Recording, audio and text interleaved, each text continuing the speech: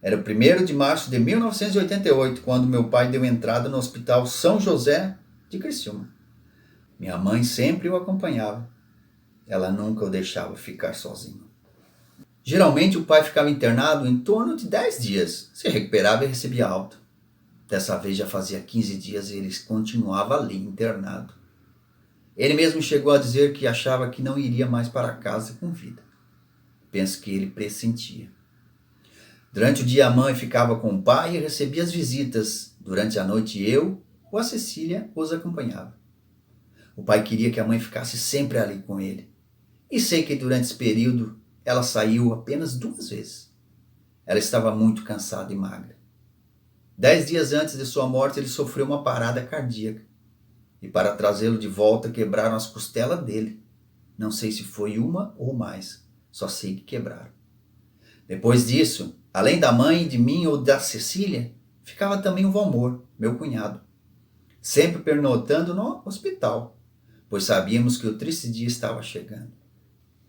Eu poderia agora descrever minuciosamente cada pormenor do que aconteceu naquela noite agonizante, porque os detalhes continuam vivos aqui em minha memória, mas meu coração se aperta e fica difícil escrever. São lembranças que eu tento a todo custo apagar porque me fazem sofrer muito. Mas sei que, enquanto estiver lúcida, jamais conseguirei esquecer. Era aproximadamente 23 horas do dia 30 de março quando o pai entrou em coma. Veio a óbito no dia 31 de março de 1988 às 8 horas, numa quinta-feira santa. Foi o dia mais triste vivido por mim até o momento, e os dias que se passavam depois de sua morte foram também muito difíceis. Até hoje lembro, me emociona. O pai partiu muito jovem, com apenas 60 anos, deixando ensinamentos valiosos, os quais guardo com muito amor, carinho e respeito. Ele me faz muita falta. Mas, mesmo com o coração em luto, a vida continuava e não podíamos parar. Era preciso seguir. Tínhamos nossos compromissos a cumprir. O pai nos ensinou que deveríamos ser fiéis aos nossos compromissos. E então, voltamos ao trabalho. Nessa mesma época, em 1988, aconteceu uma das festas do vinho de Uruçanga, e eu trabalhei como recepcionista no estande da prefeitura municipal. Participei do desfile da abertura e do encerramento da festa carregando a bandeira de Santa Catarina. Recordo-me da veste típica daquela festa: saia longa de veludo, vermelha, blusa de mangas longas, brancas, sapatos de salto não muito alto, preto, maquiagem feita, cabelos escovados. Quando algum visitante ia até o estande, fazíamos a recepção devida, de acordo com o que ele buscava. Além das lembranças que ficaram registradas na memória, também tenho algumas fotos que eu consegui com jornalistas que faziam a cobertura da festa, conhecidos meus que nunca os vi mais. Trabalhei na prefeitura até o mês de março de 1989. O meu noivado com o Zeca estava indo tudo bem. Nos encontrávamos ainda uma vez por mês e nos correspondíamos por carta. Namorávamos há mais de 3 anos e estávamos noivos fazia aproximadamente 1 ano e meio quando decidimos nos casar. Fiquei encarregado de organizar tudo o que fosse necessário para a realização da festa. Mas um dos combinados foi que as despesas seriam divididas ao meio. E foi num sábado chuvoso e frio, com muita neblina, na presença de aproximadamente 200 convidados, entre amigos, parentes, familiares, que no dia 17 de junho de 1989, às 17 horas, na igreja São Miguel Arcanjo de Belvedere, nos casamos. A igreja estava toda decorada com crisântemos, palmas e velas brancas, um tapete vermelho que ia desde a porta da entrada até o altar, o Juca cantando Ave Maria e eu de braços dados com meu irmão Roberto. Lá no altar estava José de terno marrom, todo bonito, me esperando com um belo sorriso nos lábios.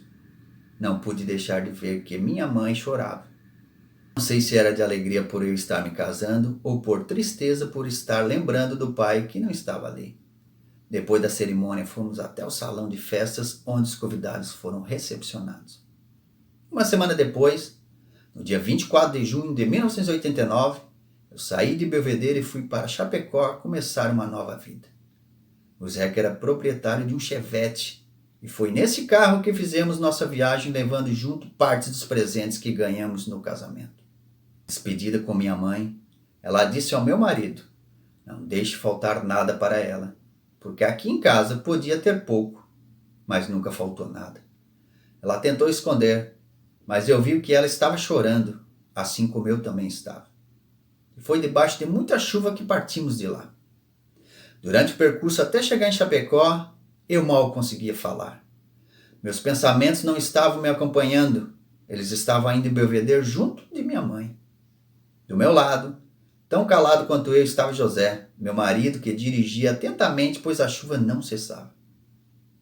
Após algumas horas na estrada, uma breve parada para abastecer o automóvel e um bom café para aquecer, já que além de chuvoso também estava frio. De volta ao carro, meu marido, vendo que eu ainda estava triste, começou a conversar e contar sobre o que planejava para nós. E quando chegamos em Chapecó já não chovia, mas estava muito frio. Nesse momento deixei a tristeza de lado e fui então ajudar o José a desfazer as malas e guardar os presentes que trouxemos juntos. Estávamos começando uma nova vida. Agora seria uma vida totalmente diferente daquela que eu estava acostumado até então. Longe de todas as pessoas que eu mais confiava e amava, porém perto da pessoa que eu escolhera para viver o resto dos meus dias. Uma vida de muitos desafios, batalhas e conquistas. As lembranças escritas até aqui foram até os meus 25 anos, onde procurei sintetizar os acontecimentos mais importantes ocorridos na minha vida e que de alguma forma serviram para que eu me tornasse um ser humano melhor.